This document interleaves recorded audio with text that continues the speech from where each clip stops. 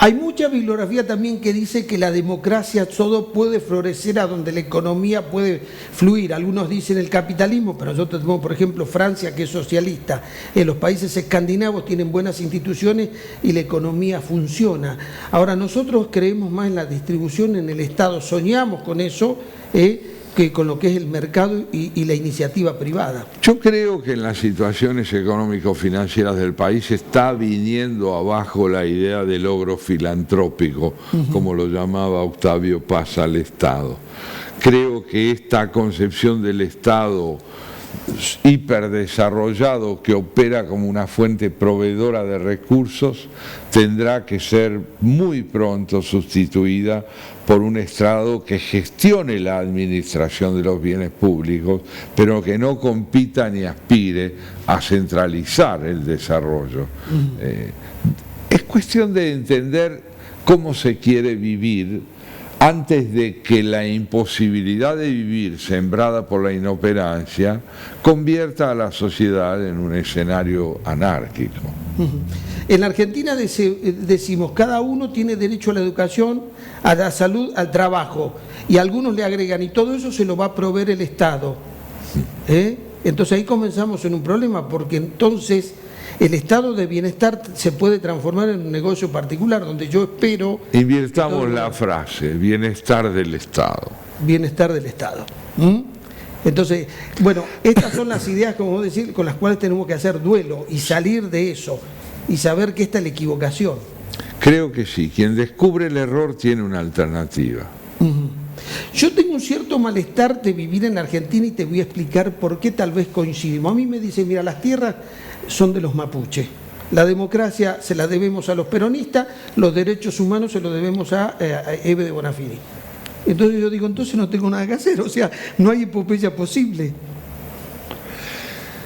El discurso, el relato, es una construcción muy importante para mantener cohesionada a la fuerza propia. Sin embargo, esa fuerza propia no ha logrado expandirse como discurso. Cuando la vicepresidenta aspiró a expandir su representación cuantitativa, recurrió a Fernández.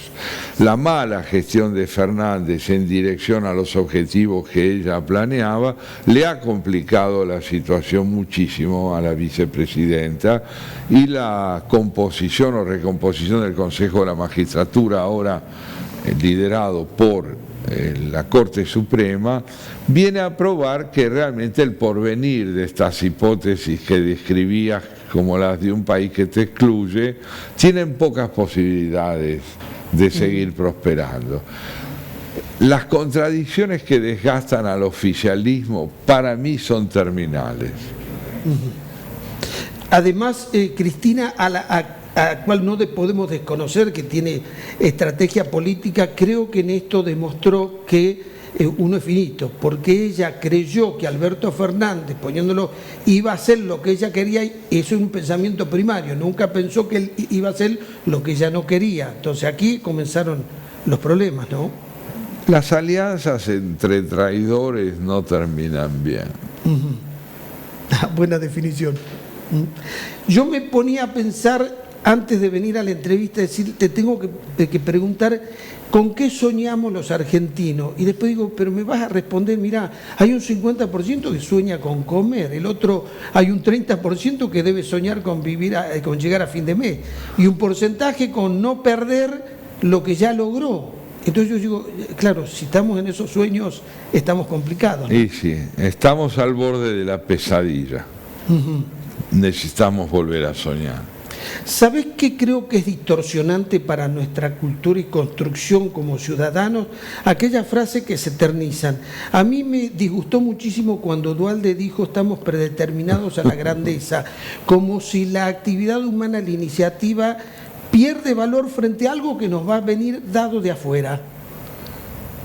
La política en boca del triunfalismo y del voluntarismo suele medir mal las consecuencias que se derivan de su precipitación.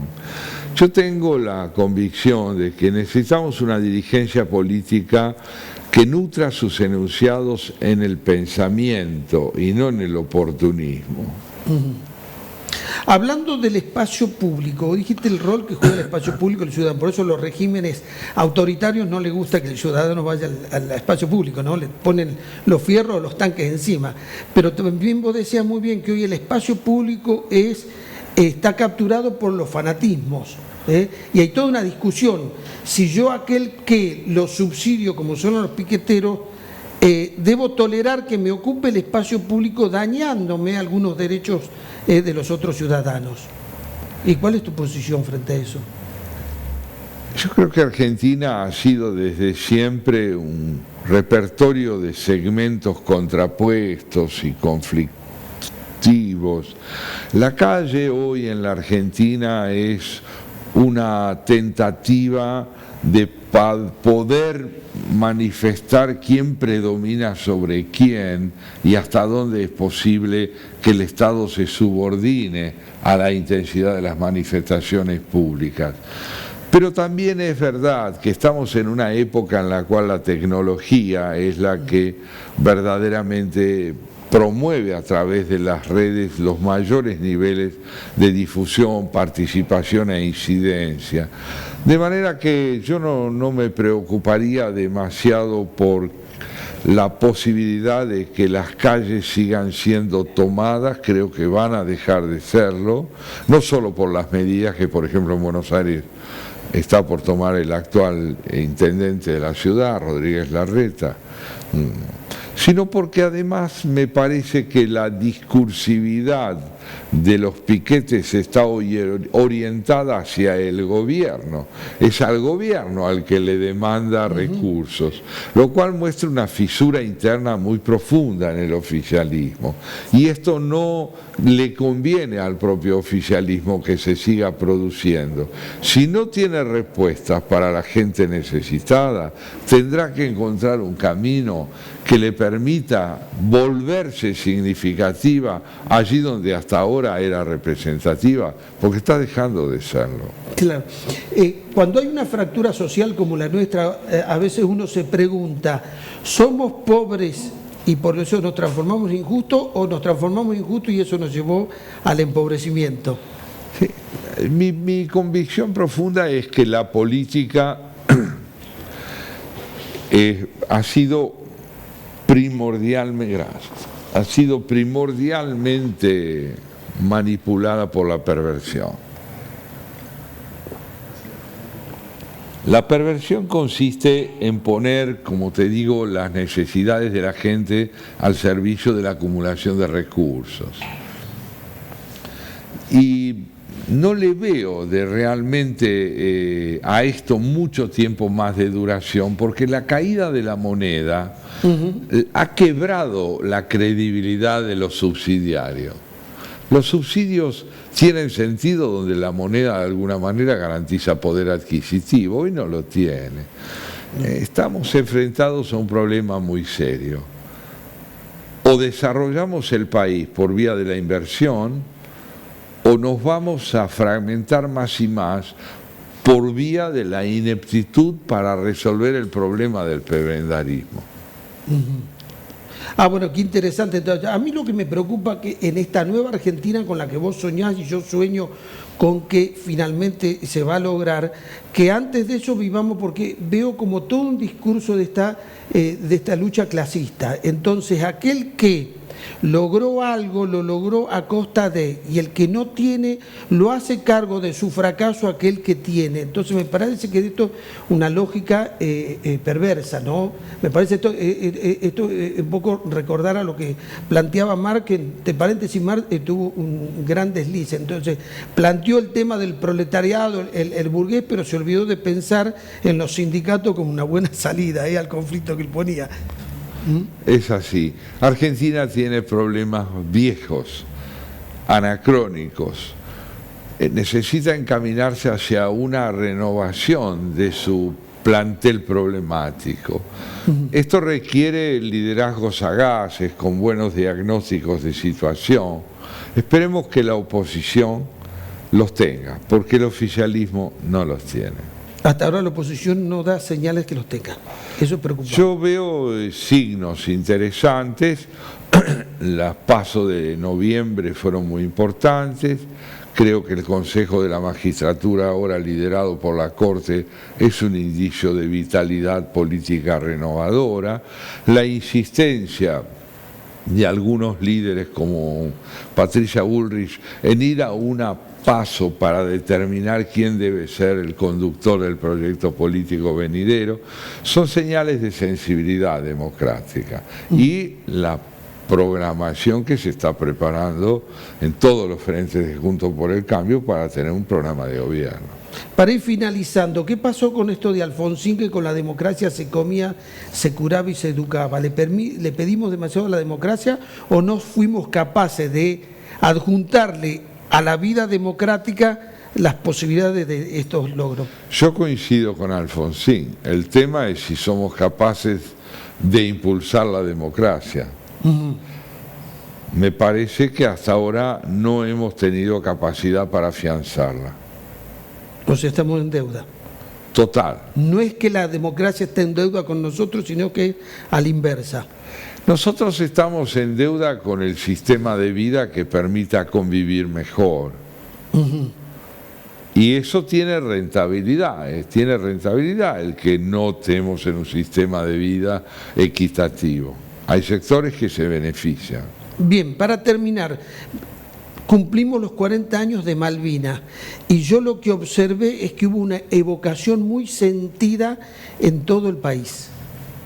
Tal vez imprevista, por lo menos para mi análisis. Bueno, a mí me resulta muy revelador que hayamos abandonado la tesis beligerante que asienta la reivindicación de Malvinas en una reconquista armada. Esa fue una jugada siniestra del poder militar en una tentativa de no perder protagonismo cuando ya lo estaba perdiendo definitivamente. Creo que nosotros debemos seguir luchando por la reivindicación de la legitimidad de la plataforma marina argentina que justifica que Malvinas formen parte del país. Pero también creo que deben ser contemplados los habitantes actuales de las Islas Malvinas como interlocutores insoslayables en el intento de recuperar una capacidad de diálogo y eventual convivencia. Los ingleses que allí viven tienen derechos. Los derechos que ellos tienen no solo son hijos de una usurpación que habría tenido lugar en el siglo XIX, también son el resultado del despliegue de formas de vida civilizadas que merecen ser contempladas en una mesa de interlocución para la cual, creo yo, ni Inglaterra ni Argentina están todavía preparadas. Qué interesante la mirada. Ahora, viste que Malvinas nos unió, ¿no? Se terminó con la grieta, estábamos todos. Entonces, es bueno seguir con esto. Yo coincido con vos. Creo que además está cayendo toda la mentalidad colonialista a nivel internacional. Sí. Entonces, aquí es donde yo creo, como vos, que hay que ir con un planteo serio y hay que respetar a los que están en las islas. O sea, no es decirle, nos tomamos las islas y ahora los hacemos argentinos, porque tampoco me parece eso que sea muy civilizado y racional. Empecemos por ser una democracia y una república sólida y tendremos mayor credibilidad en la mesa de negociaciones internacionales. Bien. Santiago, como siempre, un gusto y espero que le hayas pasado también como la pasé yo. Muy bien, te agradezco mucho, Pedro. Bueno, los que quieran volver a ver la entrevista, los que la quieran recomendar, puntodepartidatv.com o CCC Go.